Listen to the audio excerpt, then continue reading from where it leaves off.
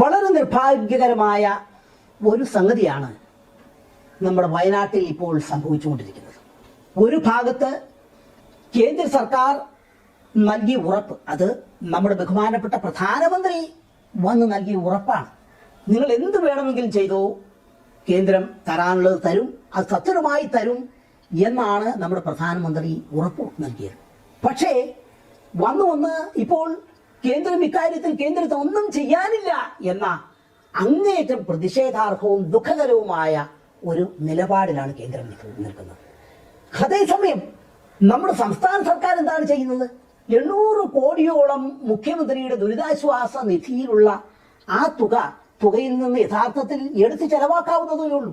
അതായത് കേന്ദ്രത്തിൽ നിന്ന് ലഭിക്കുന്നുണ്ടോ ഇല്ലയോ എന്നതിനേക്കാൾ ജനങ്ങളുടെ പ്രാഥമികമായ പ്രശ്നങ്ങൾ പരിഹരിക്കുക, ആ ദുരിതത്തിലായിരിക്കുന്ന ജനങ്ങളെ കൈപിടിച്ച് കയറ്റുന്നതിന് മുഖ്യമന്ത്രിയുടെ ആ ദുരിതാശ്വാസ തുക എടുത്ത് ചെലവാക്കുന്നതിൽ എന്താണ് യഥാർത്ഥത്തിൽ മുഖ്യമന്ത്രിയെയും മന്ത്രിസഭയെയും തടയുന്നത്?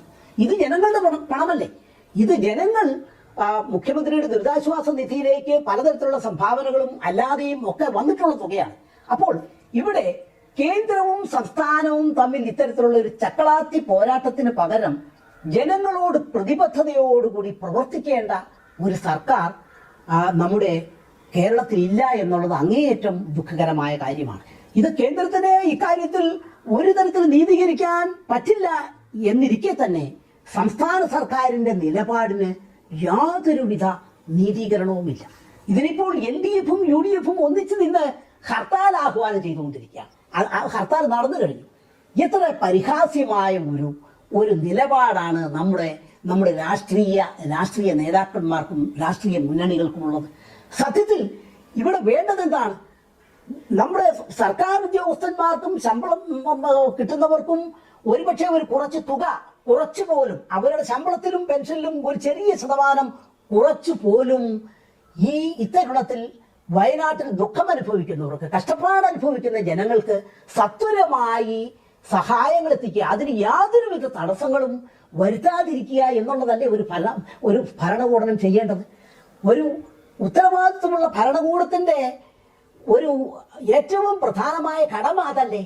അതിന് പകരമായിട്ട് നികുതി പിരിച്ച് ആ പണം ഒരു വിഭാഗം സർക്കാർ ഉദ്യോഗസ്ഥന്മാർക്കും പെൻഷൻകാർക്കും യാതൊരുവിധ തടസ്സവുമില്ലാതെ കൊടുക്കാം, ശമ്പളവും പെൻഷനും കൊടുക്കാം. അതാണ് പ്രധാനമായിട്ടുള്ള കാര്യം. അത് മുടങ്ങരുത് എന്ന ഒരേ ഒരു ലക്ഷ്യം വെച്ച് ഒരു സർക്കാർ മുന്നോട്ട് പോകുന്നു എന്നുള്ളത് അങ്ങേയറ്റം ദുഃഖകരമായ കാര്യമാണ്. ശരിയാണ്, ശമ്പളവും പെൻഷനും പലിശയും കൊടുത്തില്ലെങ്കിൽ ആർട്ടിക്കിൾ 360 പ്രകാരം, അതായത് ഭരണഘടനയുടെ 360-ാം വകുപ്പ് പ്രകാരം ഒരു സംസ്ഥാന സർക്കാരിനെ പിരിച്ചുവിടാനുള്ള അധികാരം കേന്ദ്രത്തിനുണ്ട്. ഒരുപക്ഷെ കേരളത്തെ സർക്കാരിനെ പിരിച്ചുവിടാനുള്ള എന്തെങ്കിലും ലക്ഷ്യം തന്നെ കേന്ദ്ര സർക്കാരിനുണ്ടോ എന്ന് എനിക്കറിഞ്ഞുകൂടാ. പക്ഷേ അത്തരത്തിലുള്ള ഒരു സാഹചര്യം ഏതു വിധേനയും ഒഴിവാക്കുക എന്നതിന്റെ പേരിൽ വയനാട്ടിലെ ജനങ്ങളോട് കാണിക്കുന്ന ക്രൂരതയ്ക്ക് യാതൊരു നീതീകരണവുമില്ല.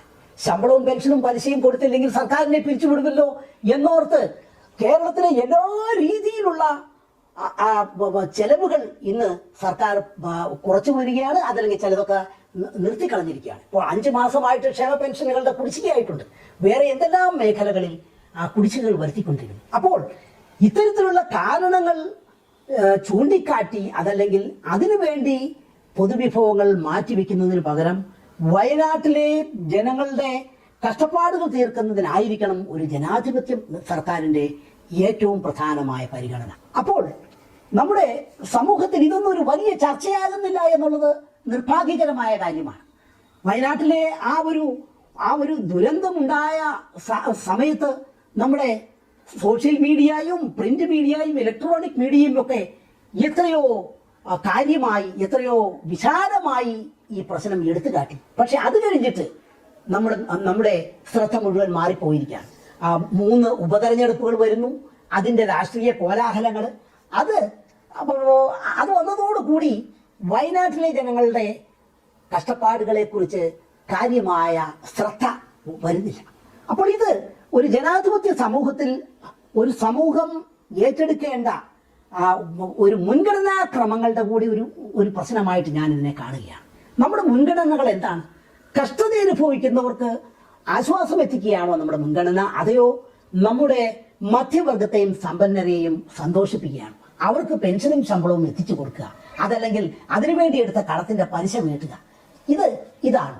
അപ്പോൾ നമ്മുടെ സമൂഹത്തിൽ ഇതിനെ സംബന്ധിച്ചൊക്കെ ബുദ്ധിജീവികളും സാമ്പത്തിക ശാസ്ത്രജ്ഞന്മാരും സാമൂഹിക ശാസ്ത്രജ്ഞന്മാരും ഒക്കെ ഇതിനെ സംബന്ധിച്ച് ആഴത്തിലുള്ള ചർച്ച സംഘടിപ്പിച്ചുകൊണ്ട്, ചർച്ചയിൽ ഏർപ്പെട്ടുകൊണ്ട് സമൂഹത്തിന്റെ മുൻഗണനാ ക്രമത്തിൽ തന്നെ മാറ്റങ്ങൾ വരുത്തേണ്ടതായിട്ടുണ്ട്.